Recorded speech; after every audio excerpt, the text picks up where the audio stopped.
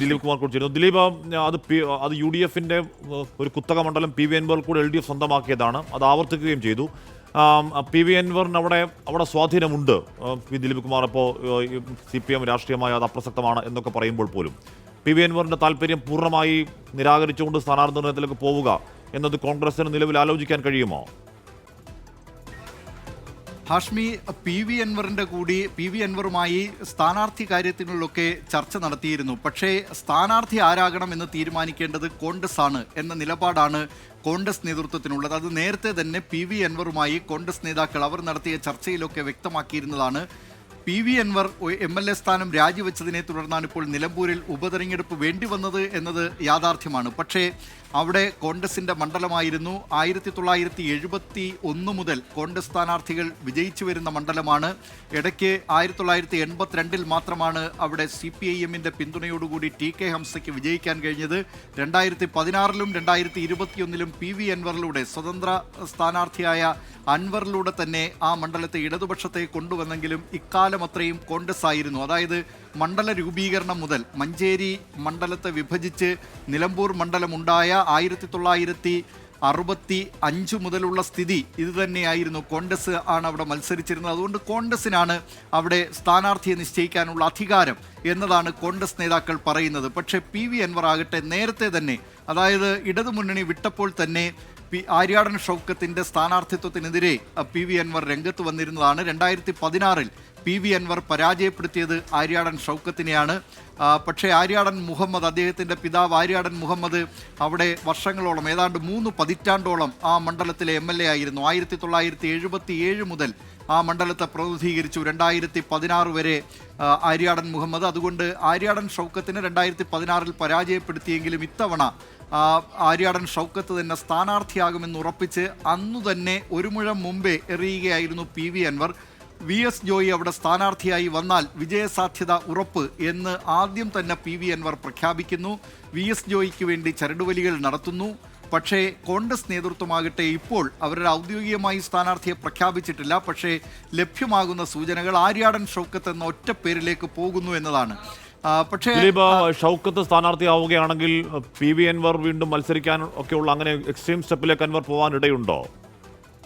ഹാഷ്മി, ആ നിലയിലുള്ള സൂചനകൾ PV അൻവർ ഇന്ന് നൽകിയിട്ടുണ്ട്. അതായത് അങ്ങനെ വരികയാണെങ്കിൽ, അതായത് നേരത്തെ PV അൻവർ പറഞ്ഞിരുന്നത് ഏതു ചെകുത്താനെ UDF സ്ഥാനാർത്ഥിയാക്കിയാലും പിന്തുണയ്ക്കും എന്നതായിരുന്നു. പക്ഷേ ഇന്നിപ്പോൾ അങ്ങനെ ഏതു ചെകുത്താനും സ്ഥാനാർത്ഥിയാക്കിയാലുള്ള പിന്തുണ അങ്ങനെ നൽകാൻ കഴിയില്ല എന്ന ഒരു നിലയിലേക്ക് PV അൻവർ മാറി എന്നത് മാത്രമല്ല, ഇന്നിപ്പോൾ മാധ്യമപ്രവർത്തകരോട് സംസാരിച്ചപ്പോൾ ആര്യാടൻ ഷൗക്കത്താണ് സ്ഥാനാർത്ഥിയെങ്കിൽ വേണമെങ്കിൽ മത്സരിക്കാനും തയ്യാർ എന്ന നിലയിലേക്ക് കൂടി PV അൻവർ മാറുകയാണ്. പക്ഷേ ഇതൊക്കെ ഒരു സമ്മർദ്ദ രാഷ്ട്രീയമാകാം എന്ന വിലയിരുത്തലാണ് UDF-ന്റെ നേതാക്കൾക്കുള്ളത്. PV അൻവർ അത്തരത്തിൽ ഒരു മുന്നണിയുടെ പിന്തുണയില്ലാതെ, നേരത്തെ 2011-ൽ ഏറനാട്ടിൽ അങ്ങനെ മത്സരിച്ച പരിചയം PV അൻവറിനുണ്ട്. പക്ഷേ ഇത്തവണ അങ്ങനെ ഏതെങ്കിലും പ്രബല ഒരു മുന്നണിയുടെ പിന്തുണ ഇല്ലാതെ PV അൻവർ അത്തരമൊരു രാഷ്ട്രീയ ആത്മഹത്യാ നിലപാട് സ്വീകരിക്കും എന്ന് കരുതുന്നില്ല എന്ന നിലപാടാണ് കോൺഗ്രസ് നേതാക്കൾക്കുള്ളത്. ഇപ്പോഴത്തേതൊക്കെ PV അൻവറിൻ്റേതൊരു സമ്മർദ്ദ രാഷ്ട്രീയം എന്ന നിലയിലാണ് കാണുന്നത്.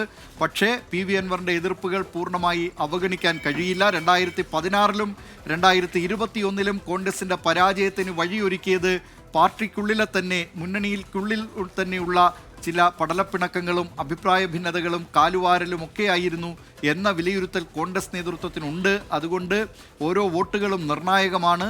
അതുകൊണ്ട് തന്നെ PV അൻവറിൻ്റെ ഇത്തരത്തിലുള്ള എതിർപ്പുകളെ പൂർണ്ണമായി അവഗണിക്കാനും കോൺഗ്രസ് നേതൃത്വം തയ്യാറല്ല.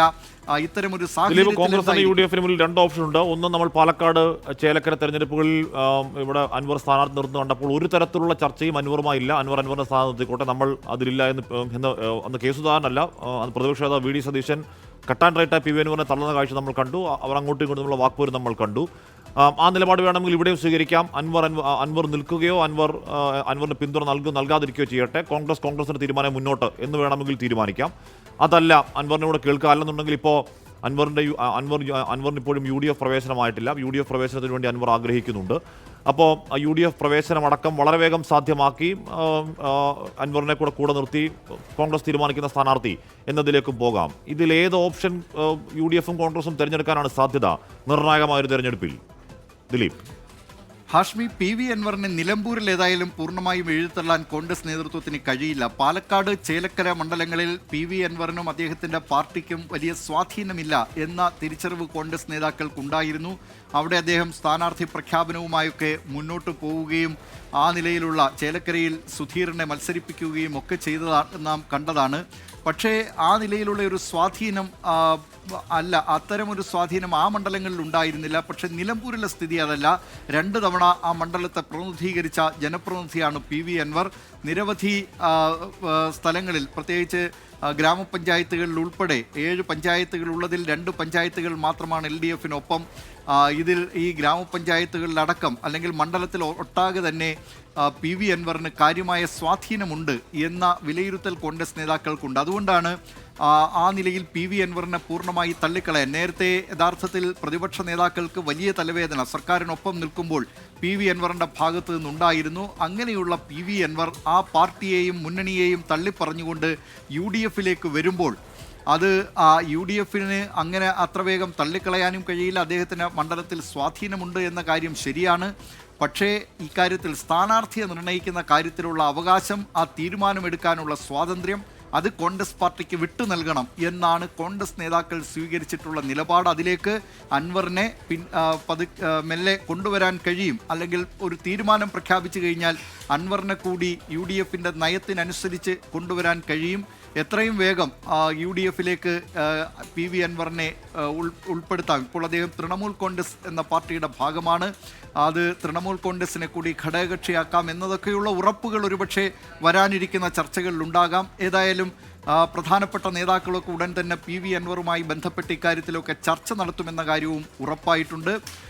അങ്ങനെയെങ്കിൽ ഈ ആര്യാടൻ ഷൗക്കത്തിൻ്റെ സ്ഥാനാർത്ഥിയായി പ്രഖ്യാപിച്ചാൽ അതോടൊപ്പം തന്നെ PV അൻവറിൻ്റെ മറ്റു ചില ആവശ്യങ്ങൾ അംഗീകരിക്കാൻ അത് വഴിയൊരുക്കിയേക്കാം. അതുകൊണ്ട് ആ നിലയിലുള്ള ഒരു സമ്മർദ്ദം കൂടിയാണ് ഇപ്പോൾ PV അൻവറിൻ്റെ ഭാഗത്ത് നിന്നുണ്ടാകുന്നത് എന്ന കാര്യം കൂടി അടിവരയിട്ട് വിവരങ്ങൾ നൽകിയായിരുന്നു ന്യൂസ് ഡെസ്കിൽ നിന്നും. എന്തായാലും അതിനിർണായകമായ തെരഞ്ഞെടുപ്പാണ്. ഏതെങ്കിലും തരത്തിൽ റിസ്ക് എടുക്കാൻ LDFോ UDFോ തയ്യാറാവുമെന്ന് തോന്നുന്നില്ല. അപ്പോൾ ഏത് തരത്തിലുള്ള ചർച്ചകളൊക്കെ ഉണ്ടാകും. PV അൻവറിന് അതൃപ്തനായ PV അൻവർ നിലമ്പൂരിൽ തുടരട്ടെ എന്നൊക്കെ കോൺഗ്രസ് നേതൃത്വം തീരുമാനിക്കുമെന്ന കാര്യം അറിയില്ല. എന്തായാലും നമുക്കത് വരും മണിക്കൂറുകൾ കാത്തിരുന്ന് കാണാം. എന്തായാലും 24 മണിക്കൂറിൽ കോൺഗ്രസിന്റെ സ്ഥാനാർത്ഥി, UDFിന്റെ സ്ഥാനാർത്ഥി ഉണ്ടാകും എന്നുള്ളതായിരുന്നു പ്രതിപക്ഷ നേതാവ് VD സതീശൻ ഈ തെരഞ്ഞെടുപ്പ് തീയതി പ്രഖ്യാപനം ഉണ്ടായപ്പോൾ പറഞ്ഞത്. അത് 24 മണിക്കൂർ എന്ന് പറഞ്ഞാൽ അത്രയും അനായാസമാകുമോ ആ സ്ഥാനാർത്ഥി നിർണ്ണയം എന്നുകൂടി വരും മണിക്കൂറുകൾ അറിയേണ്ടതുണ്ട്.